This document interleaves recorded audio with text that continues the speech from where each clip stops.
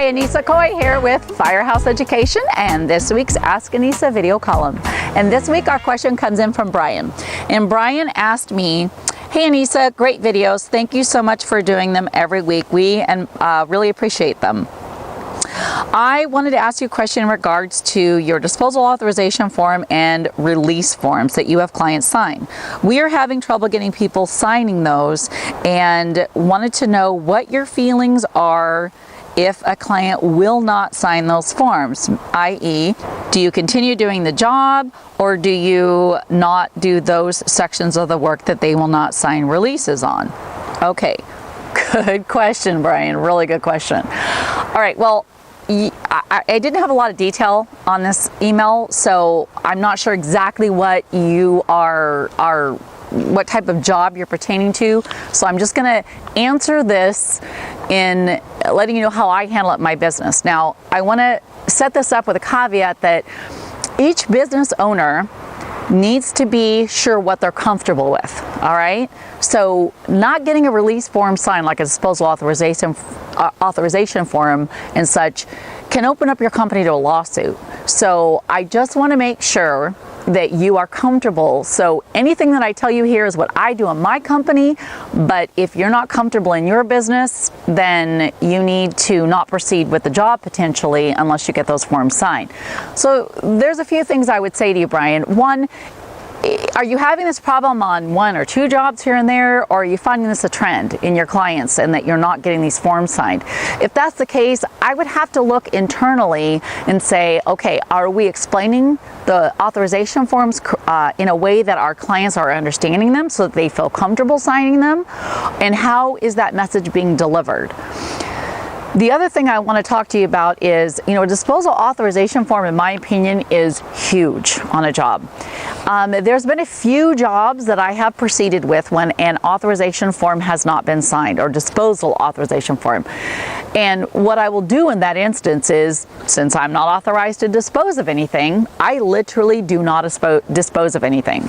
I will log the destroyed items, I will remove them from the structure. However, I bag them and tag them, as we call them, meaning I've inventoried them, but I do not take them away off the property or dispose of them in any fashion. I leave them for the homeowner or the client to deal with.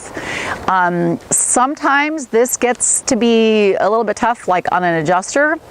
And in some instances, if you're dealing especially with a disposal authorization form, you could enlist the help of your adjuster, especially if you have a relationship with them, to help you explain to the client why this form is important and how it actually not only protects you as a company, but it protects the client as well. That's very important for you to relay to your client. They need to understand that these release forms are there to protect them, not just you as a restoration company. The other thing is sometimes I've had people balk at maybe an odor guarantee. Okay, that is a release form that I have. And I have walked away from jobs when a client would not sign an odor release form. And the reason an odor release form is normally signed is because a client is refusing work that you're recommending to be done. You need to be very careful in this instance, because if you feel A, B, C, D needs to be done to properly remove and guarantee the odor removal, which, by the way, you should have a really good odor removal guarantee in your business, then you may not want to do that job. Okay, if a client or an adjuster is not going to let you do the proper steps to remediate this job, you could really be setting yourself up to have a lawsuit, not get paid, and have some real headaches come down the road to you. Okay, so there are times when, like for instance, my China release form that I have, or crystal, that is pertaining to like hairline fractures and things like that you can't see with the naked eye, and pre-existing conditions. Sometimes if I have a client that says, look, this is Grandma's China, I don't want to sign this release form, I want you to be responsible, sometimes I can handle those items in a different fashion where it lessens my liability, and yet I can still guarantee my odor removal from the item, so I don't have a problem necessarily with them not signing the release form.